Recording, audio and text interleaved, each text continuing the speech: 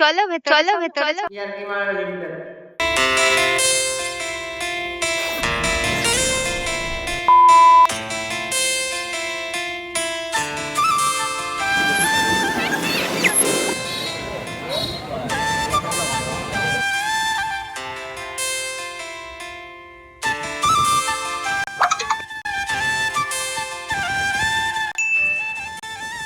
Good morning.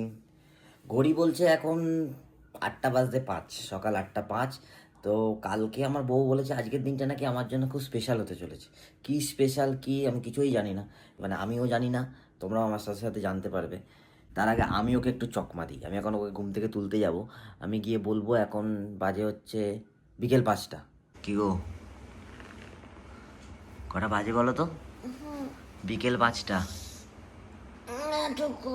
বিকেল 5টা বাজে? আজকে নাকি কি স্পেশাল ডে আমার জন্য, তো বিকেল 5টা বেজে গেছে, সিরিয়াসলি বলছি। ওটা তো ডে, এখন তো মর্নিং চলছে। এই মর্নিং না, বিকেল 5টা বেজে গেছে। উঠছি দাঁড়া। পুরো ফ্লপ, মানে ভাবলাম বোধহয় ভাববে না দেরি হয়ে গেছে, উঠতে হবে এখনই, কিন্তু পুরো ফ্লপ খেয়ে গেছি। চোখ বন্ধ করে এখান থেকে নিয়ে যাব। হ্যাঁ, কিন্তু বুঝতেই পারছি না কেন যাচ্ছি। পুজো টুজো দিতে যাচ্ছি নাকি? হ্যাঁ, আজ অবশ্য পূর্ণিমা। আজকে স্নান যাত্রা ভগবানের। হ্যাঁ। মানে তুমি ভাবো তোমার ঘরে যেটাই আসবে না কেন শুভ জিনিসই আসবে, বুঝতে পারলে? এই জিনিস কে জানে। ওটা অ্যাক্টিং করছে, মন থেকে খুব খুশি। আর কি বলতে যাচ্ছিলাম, তুমি এটা বলো যে আমি তো নিজেই ভুলে গেলাম। আমি তো চশমাটা পরতে ভুলে গেলাম আজকে। চশমা পরার দরকার হবে না, তোমার লুক এমনি এমনিই চেঞ্জ হয়ে যাবে। লা লা লা। এবার কি গেস করতে পারলে একটু? না, নো গেস। ঠিক আছে, দাঁড়াও একটু পরে কথা বলছি, এখন সামনে পাড়ার কুচুটে কাকিমাগুলো আছে। কত পেয়ারা এই গাছটাতে। এটা কি পেয়ারা সিজন? পেয়ারা তো 12 মাসই হয়। 12 মাস হয়? জানতাম না। বিড়ি খাবেন?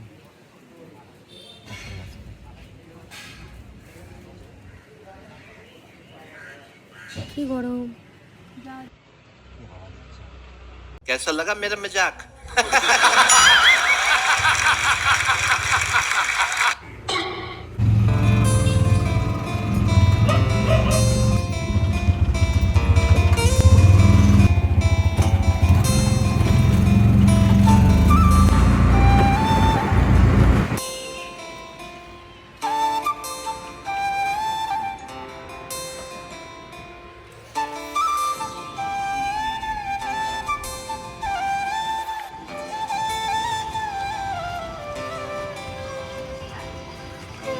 হ্যাঁ, আমি দেখলাম, মানে আওয়াজ হলো। ওটা ভুল হলো একটু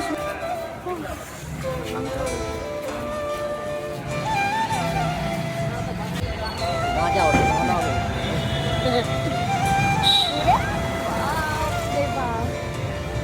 আমরা যাচ্ছিলাম মধ্যমগ্রাম ব্রাঞ্চে। এবার কোন ব্রাঞ্চ কি সেটা ভিডিওটা দেখতে থাকলে তোমরা আস্তে আস্তে সব জানতে পারবে। আর এই মধ্যমগ্রাম যেতে হলে একসাথে 2-3টে অটো চেঞ্জ করতে হয়, ইটস সো ডিফিকাল্ট। কিন্তু যখন যেতেই হবে তখন দেরি না করে আমরা চলে গেলাম। প্রথমে একটা অটো ধরলাম। আর হ্যাঁ, তোমাদের কাছে ক্ষমা চেয়ে নিচ্ছি, কারণ আমার এই ভিডিওটা আসতে অনেক সময় লেগে গেল। আমি বার্থডে সেলিব্রেট করছি প্রবাবলি 1 মান্থ এগো, আর তারপর বার্থডে সারপ্রাইজ রিভিল করছি আজকে, মানে 1 মান্থ লেটার।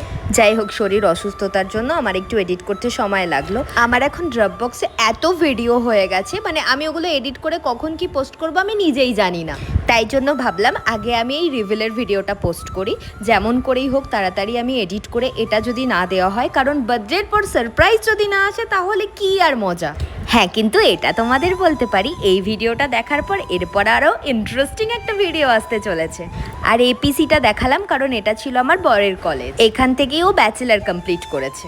তারপর ভিউর মজা নিতে নিতে আমরা পৌঁছে গেলাম প্রায় মধ্যমগ্রাম চৌরাস্তা মোড়।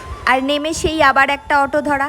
এখন চললাম আমরা আর একটা অটো ধরার জন্য লাইন দিতে। আর অটোওয়ালারা তো খুচরো ছাড়া কিছু বোঝে না, তাই চেক করে নিচ্ছিল খুচরো আছে কি। এই রাস্তাটাই আমি অনেকবারই যাতায়াত করেছি, কারণ আমি যখন জব করতাম মধ্যমগ্রামে তখন আমি এদিক দিয়েই বাড়ি যেতাম, কিন্তু আমি কখনো ভাবিনি যে এই মধ্যমগ্রামেই আমি আমার একটা বড় স্বপ্ন পূরণ করতে পারবো। এই যে যেইভাবে স্পিডে গাড়িটা যাচ্ছে, ঠিক এভাবে যদি আমাদের স্বপ্ন পূরণ হতো তাহলে কি ভালো হতো না? অটো থেকে নেমে যখন আমরা শোরুমের সামনে দাঁড়ালাম তখন তো আমার বড় অবাক। এখানে কেন এসছো? চলো ভেতরে চলো। ইয়ার কি মারার লিমিট আছে। চলো, আরে ভেতরে চলো। তুমি যাও, আমি এখন দাম জানে চলে আসছি। ভেতরে চলো চলো, তুমি চলো। হাঁটো।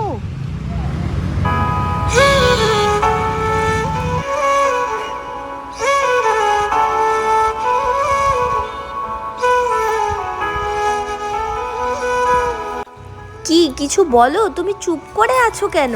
আমি তো ভেবেছিলাম তুমি শুধু জন্মদিন পালন করবে, এ তো দেখছি তুমি আমার একটা স্বপ্নই পূরণ করে দিলে। শুধু কি তোমার একার স্বপ্ন ছিল, আমারও তো ছিল বলো। বিয়ের পর যখন ওই ভাঙা স্কুটিটাতে আমরা দুজনা মুভি দেখতে যেতাম, চাউমিন খেতে যেতাম, তখন তো আমারও খারাপ লাগতো লোকে যখন আমার পাশ দিয়ে ভালো ভালো গাড়িতে করে ঘুরতে যেত। আজ বুঝলাম, উপহারের দাম দিয়ে না, উপহারের পিছনের মানুষটা দিয়ে তার মূল্য বোঝা যায়। এই বুলেটের দাম হয়তো একদিন শোধ হয়ে যাবে, কিন্তু আজ তুমি যে অনুভূতিটা আমাকে দিলে, এটার দাম আমি কোনোদিন শোধ করতে পারবো না। এই বাইকটা শুধু একটা বাইক রইল না, এই বুলেট যতবার স্টার্ট হবে প্রতিবার চালানোর সময় মনে পড়বে তোমার কথা।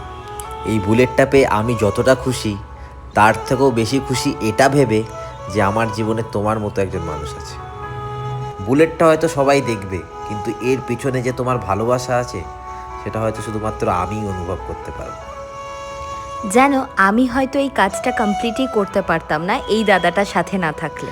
দাদাটার সাথে শোরুমে আমার একবারই পরিচয় হয়েছিল, তারপর আমি আমার ব্যাপারটা পুরো বুঝিয়ে বলেছিলাম।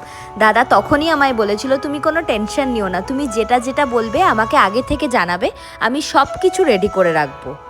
Thank you so much Firoz দা, and also thank you Madhyamgram Royal Enfield branch.